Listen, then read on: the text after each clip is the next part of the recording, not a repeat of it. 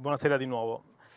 Comincio così, un po' a sorpresa. Vi elenco alcuni stati del mondo: Finlandia, Ungheria, Egitto, Arabia Saudita, Danimarca. Sono tutte nazioni di grande storia, di grande cultura.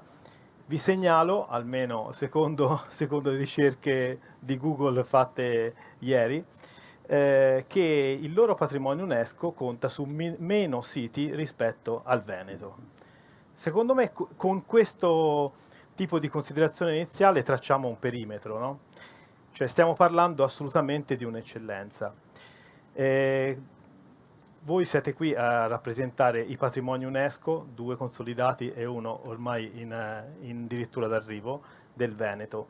Ce ne sono, li abbiamo chiamati magnifici 8 sulla tribuna di Treviso di oggi e abbiamo scritto che siamo vicini alla prova del 9. Partiamo dalle colline del Prosecco.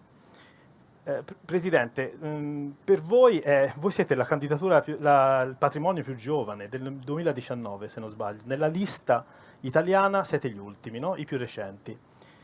2 anni sono tanti o sono pochi? Io direi che sono pochi per quello che è successo, cioè è difficile valutare esattamente come si gestisce un patrimonio UNESCO, un riconoscimento così importante in un periodo che non dà riscontri o punti di riferimento, per esempio, banalmente, sul numero di visitatori.